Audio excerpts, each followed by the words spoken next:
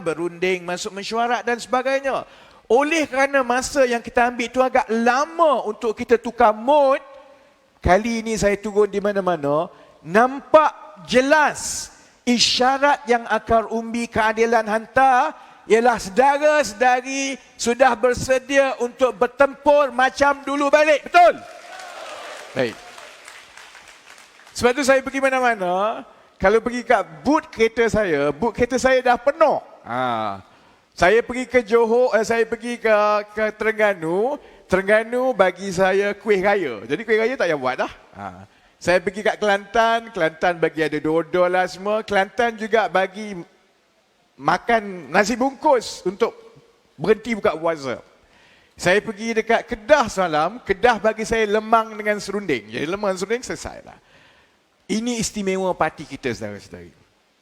Sebab itu kalau saya boleh terus jawab satu persatu, saya nak bermula dengan soal di mana kedudukan kita sekarang kalau kita masuk pilihan raya, macam mana kita nak menang, bagaimana kekuatan kita berbanding dengan Perikatan Nasional dan Barisan Nasional. Keadilan bertanding sejak 1999. Negeri Perak masa itu menyumbang salah satu daripada 5 kerusi DUN. Kapten Nusaili adalah adun kita yang pertama menang di Bota tahun 1999. Kalau di Perak ini, macam Likang kata tadi, sejarah kita cukup sedih. Sebab kita kena khianat 2 kali. Dan saya, walaupun saya orang Terengganu, duduk di Selangor, Kuala Lumpur, tapi saya belajar politik yang pertama di Perak sebab saya belajar dekat MCKK dulu, Kuala Kangsar.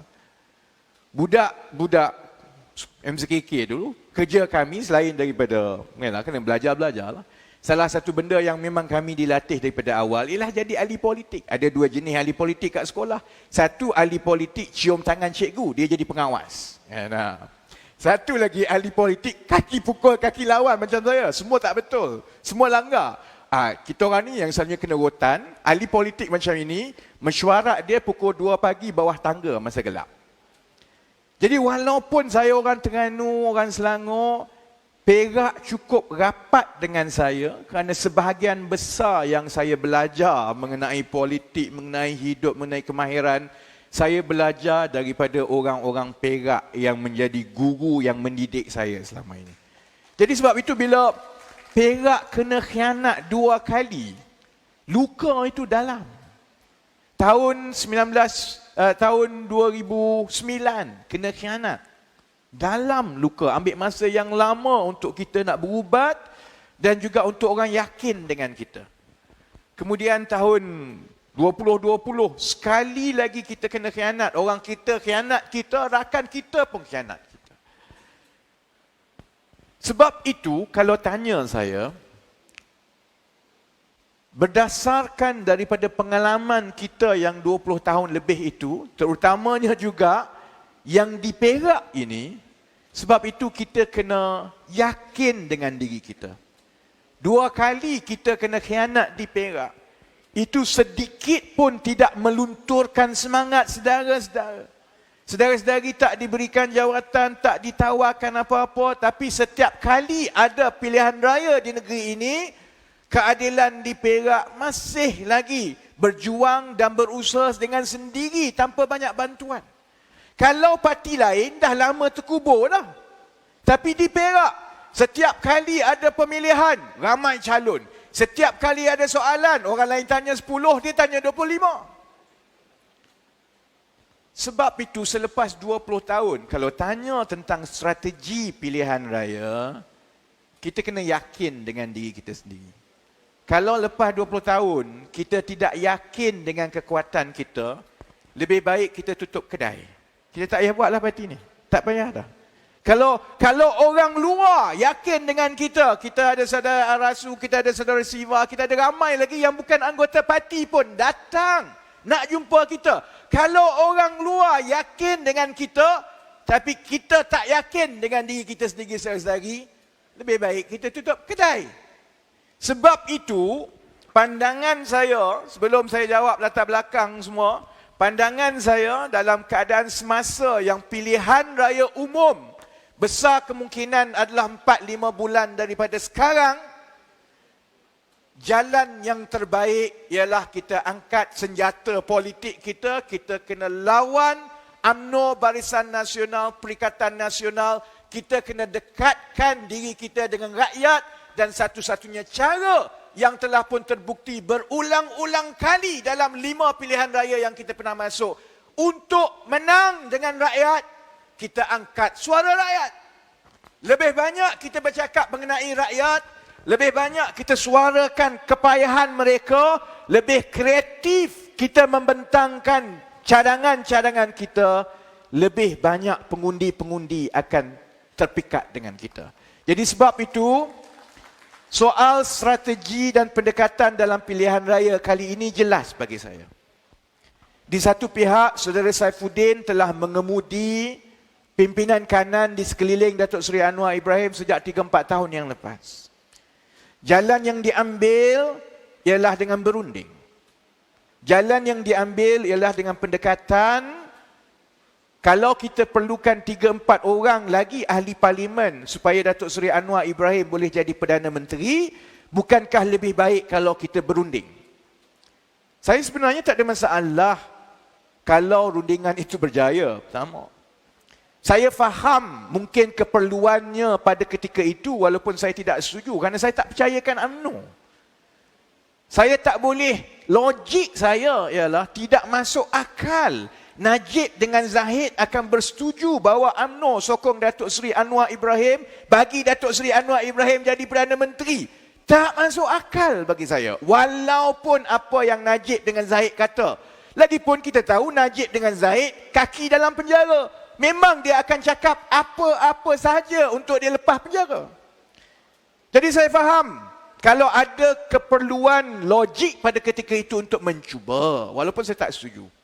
Tapi selepas 2 tahun dan dengan isyarat yang jelas dari 4 pilihan raya negeri berturut-turut bahawa kita tidak diterima kalau kita terus ambil jalan itu, saya rasa dengan juga 4 bulan sebelum kita masuk pilihan raya, maka jawapan yang jelas kena ada di kalangan pimpinan-pimpinan parti yang menyampaikan hasrat akar umbi kepada pimpinan di atas bahawa enough is enough.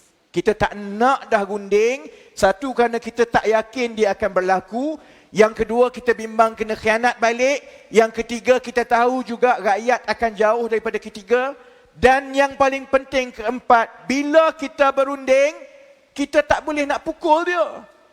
Kalau kita berunding dengan UMNO, takkan kita runding dengan UMNO, esok kita pukul Najib. Najib kata, kamu kata nak runding, tapi perli aku. Tak nak runding lah.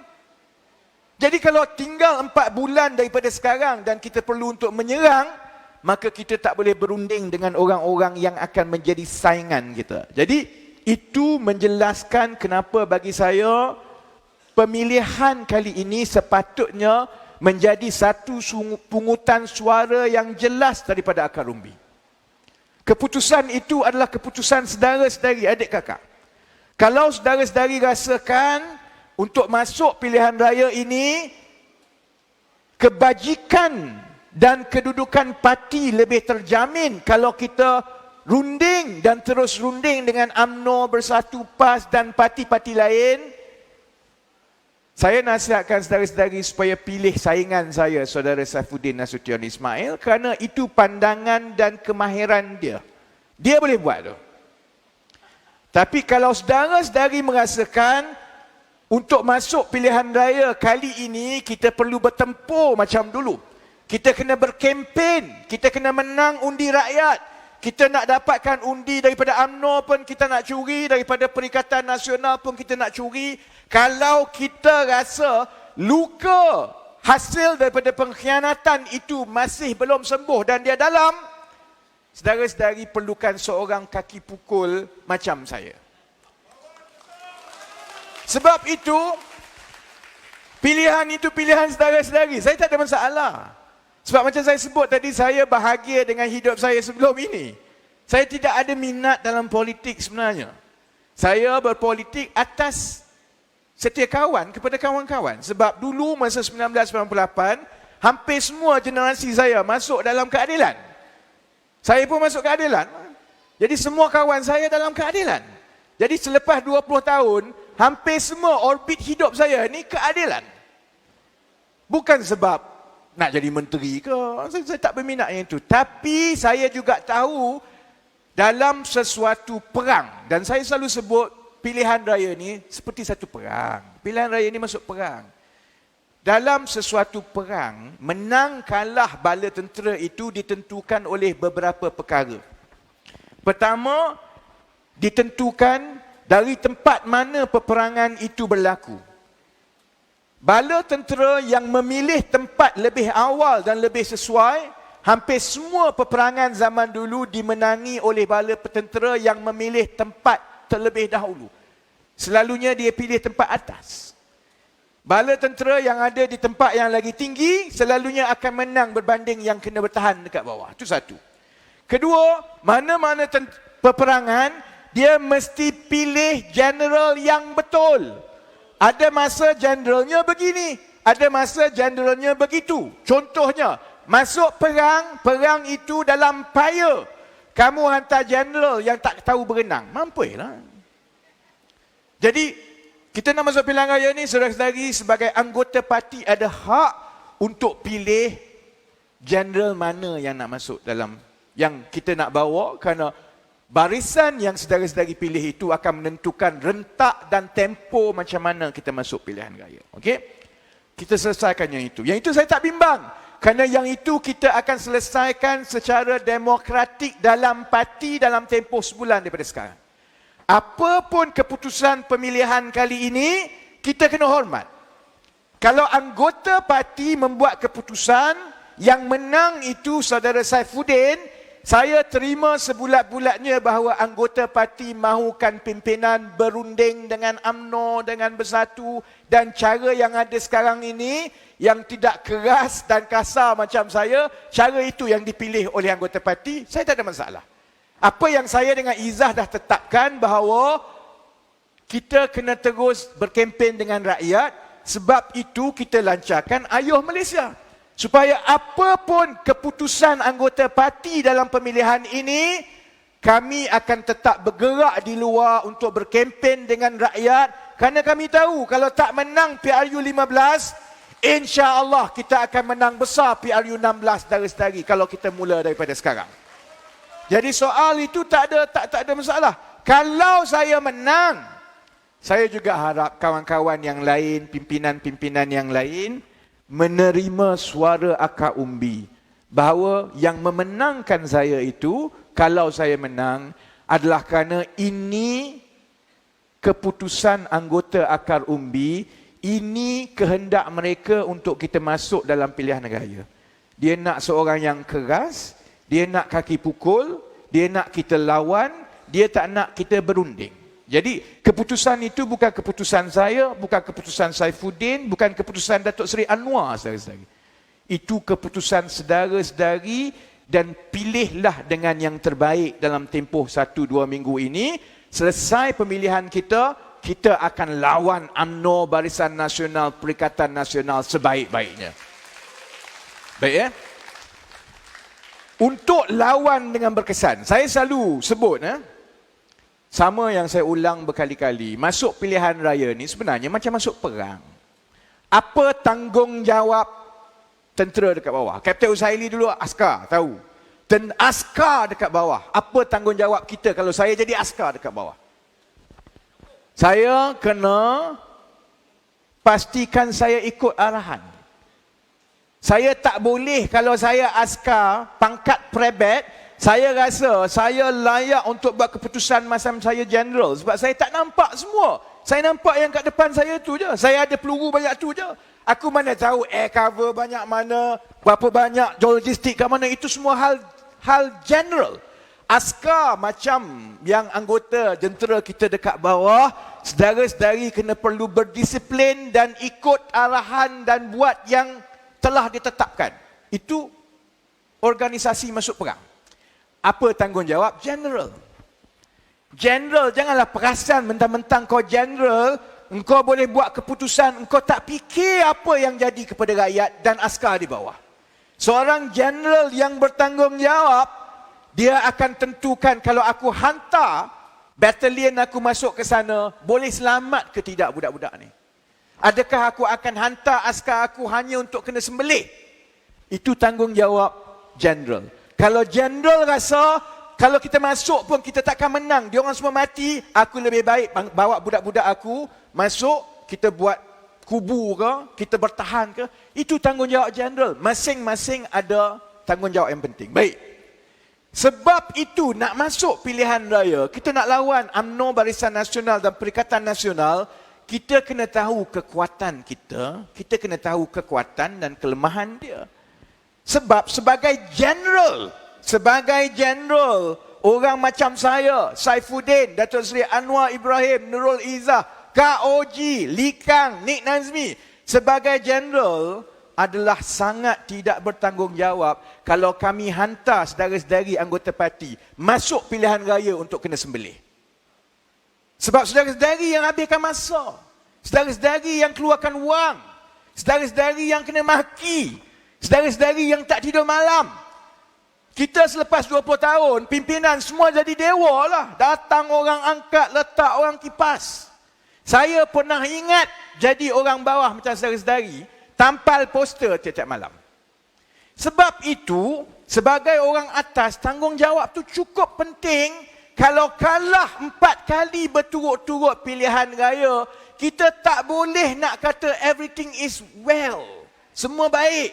Semua tak baik, saudara-saudari. Sebab kalau kita hantar saudara-saudari masuk PRU 15, kita tak bersedia, kita tak ubah, saudara-saudari akan kena sembelih. Itu masalah yang saya bimbang. Baik, untuk mengetahui strategi macam mana, sebab tu kita kena faham, yang macam abang tanya tadi, kenapa sebenarnya orang masih lagi mengundi Perikatan Nasional? Kenapa kalau di Melaka dan di Johor, walaupun Perikatan Nasional ni sebenarnya tak kuat pun, tapi tiba-tiba dia dapat undi lagi banyak daripada kita. Sehingga kan Pakatan Harapan berada di tempat ketiga berbanding dengan UMNO, Barisan Nasional, kemudian Perikatan Nasional, kemudian Pakatan Harapan. Baik. Saya tak pernah sebut ini secara terbuka di luar. Saudara-saudari adalah orang ramai yang pertama yang mendengar pandangan saya mengenai soalan itu, kenapa orang masih mengundi Perikatan Nasional. Ini berdasarkan dapatan dan kaji selidik dan temu ramah yang kita buat dengan pengundi-pengundi atas pagar di Johor. Ada beberapa perkara yang mungkin kita di dalam keadilan dan juga Pakatan Harapan tidak pernah terfikir. Baik, Di mata pengundi atas pagar, terutamanya pengundi Melayu, siapa sebenarnya parti yang lebih banyak melawan rasuah?